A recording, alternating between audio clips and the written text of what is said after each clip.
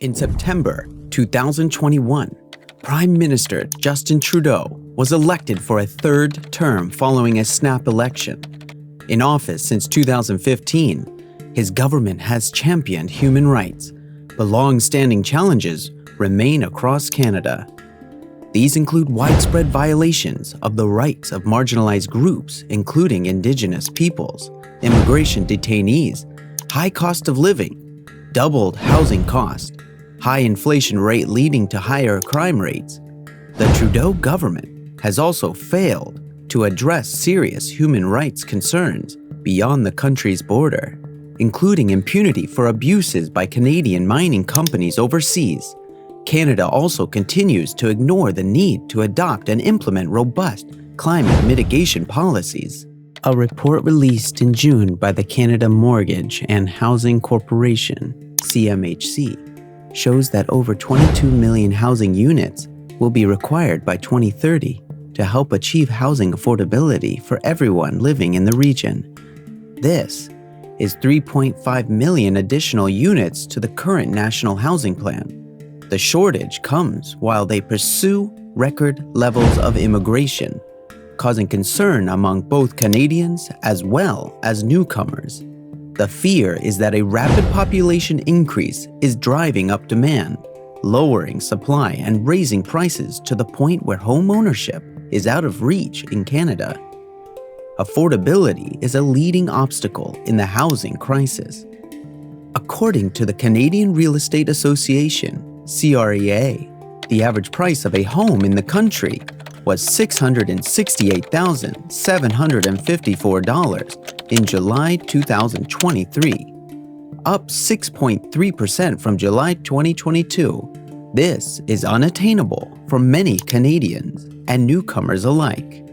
The average price of a home is higher still in Ontario and British Columbia, where the majority of newcomers choose to settle.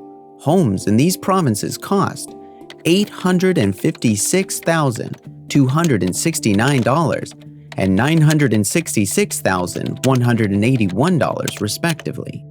The factor that is adding fuel to the crisis is inflation.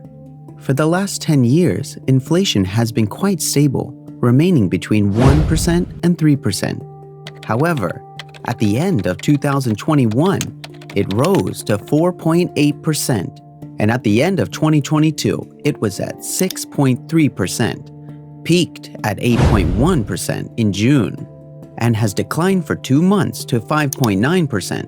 Inflation affects everything, including the cost of living, and this was also the reason for raising housing costs discussed earlier. Nearly 3 in 4 Canadians reported that rising prices were affecting their ability to meet day-to-day expenses, while 3 in 10 Canadians were very concerned about whether they could afford housing or rent. High inflation is making life more difficult for Canadians, especially those with low or fixed incomes. Some of this inflation reflects global developments that we don't control. But inflation in the country increasingly reflects what's happening in Canada. The demand for goods and services here at home is running ahead of the economy's ability to supply them. Businesses are having a hard time finding enough workers, and what started as higher prices and delays for many internationally produced goods has broadened to many services. Unevenly rising prices inevitably reduce the purchasing power of consumers, and this erosion of real income is the single biggest cost of inflation. Inflation also distorts purchasing power over time for recipients and payers of fixed interest rates, and by looking at the turmoil, it's evident that the country is facing major problems. The 2023 Canada Food Price Report forecasts that overall food prices will increase by 5% to 7%. While observed costs reflect the 10.3% increase till now, living expenses have taken a dramatic turn, exemplified by everyday items like chicken, seeing price hikes of up to 50% in just the past 2 years. Similarly, essentials such as energy and gas have witnessed significant spikes, soaring by approximately 150% since 2020. This isn't solely a Canadian problem. It's a global issue. Adding a twist to this challenging scenario, the federal government has chosen this very moment, amid a cost of living crisis and energy turmoil, to introduce a carbon tax aimed squarely at the middle class. Currently set about 14 cents per liter in the region, the plan is to raise it to a staggering 61 cents per liter. This implies that a substantial 40% of every dollar spent on gas, whether for your car, heating your home, or even fueling your lawnmower, will flow directly into the coffers of the carbon tax. And that's not it. The Canadian economy will also take a hit. The PBO reported, with the regulations decreasing real GDP in 2030 by up to 0.3%, or $9 billion, the PBO estimated that the cost would range from 0.62% of disposable income, or $231, for lower-income households to 0.35% of disposable income, or $1,008 for higher-income households. Stephen Brown, Senior Canada Economist of Capital Economics, says central banks worldwide, including the Bank of Canada, clearly acted too late last year to start raising their interest rates to lessen spending demand in the economy by making borrowing more expensive. I think it's very hard to understate how inflation was this past year, Brown says. Despite of this high inflation, the country recently witnessed a massive hike in its growth rate as well. As the newly released data shows, Canada's population grew by more than 1 million people between July 2022 and July 2023, which represents an increase of about 3%, alongside a huge 46% increase in the number of temporary residents over the same period, which seemed to be very high for any country. In terms of actual numbers, the population growth over the last year is more than double the increase seen in 1957, when the baby boom was at its height, and there was a Hungarian refugee crisis, which also led to the exhaustion of facilities that the government can make available to its citizens. The current declining job market situation is also evident, according to the report.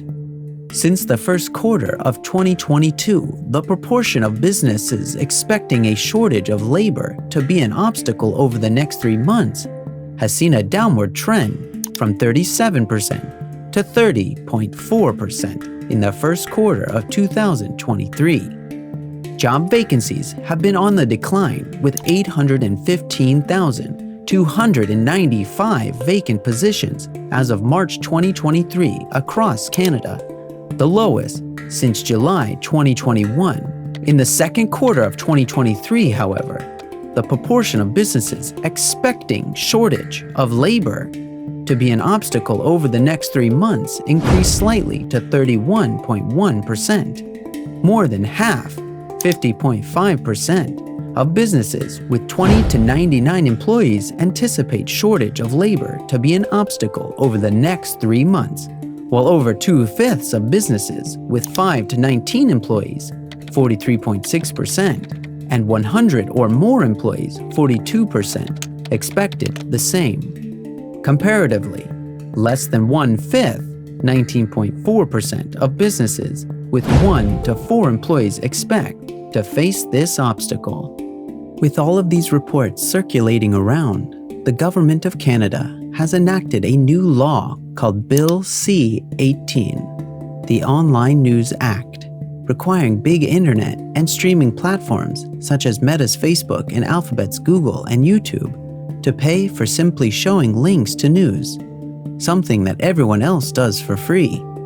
The unprecedented decision to put a price on links creates uncertainty for products and exposes to uncapped financial liability simply for facilitating Canadians' access to news from Canada publishers.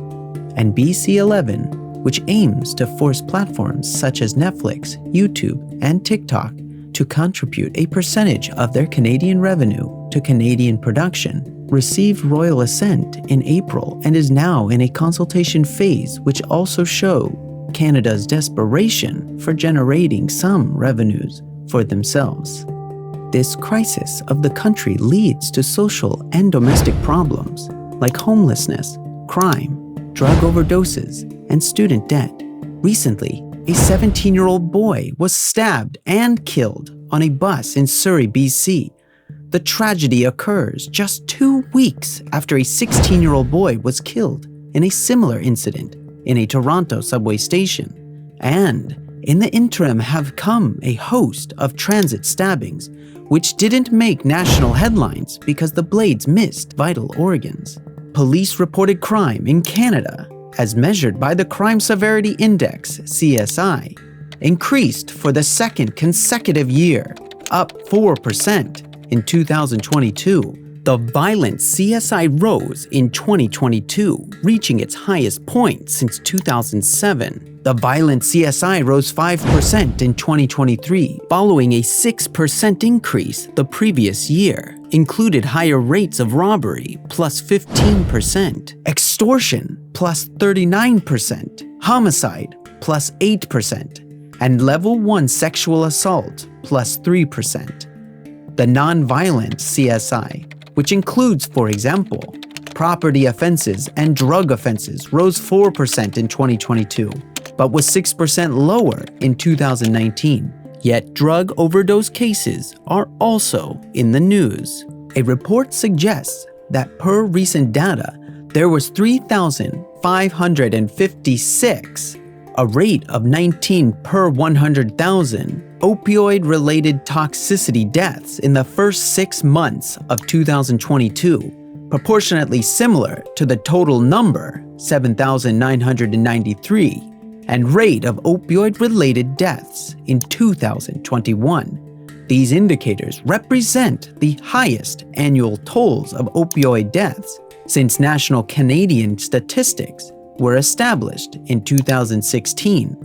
Canada has the potential to reverse its demographic issues since it is a desirable place to live and is open to immigrants.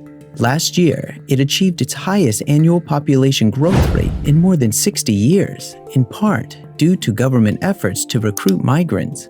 Rising up the GDP rank is not the be-all and end-all for any nation, but if the current trends in productivity continue, living standards will drop and Canada's enormous economic potential will remain latent. That would be a great shame for the thousands moving there seeking a better life, and for the global economy. In conclusion, Canada, while known for its natural beauty, diverse culture, and strong economy, faces a series of complex challenges, from housing affordability to the rising cost of living. Income inequality and the need to balance climate action with economic realities, Canadians have much to consider. Addressing these problems requires a collective effort, with governments, communities, and individuals working together to find innovative solutions that preserve its reputation as a land of opportunity, fairness, and prosperity for all. As the nation navigates these challenges, it is essential to remember that the spirit of resilience and cooperation that defines Canada will play a crucial role in shaping its future.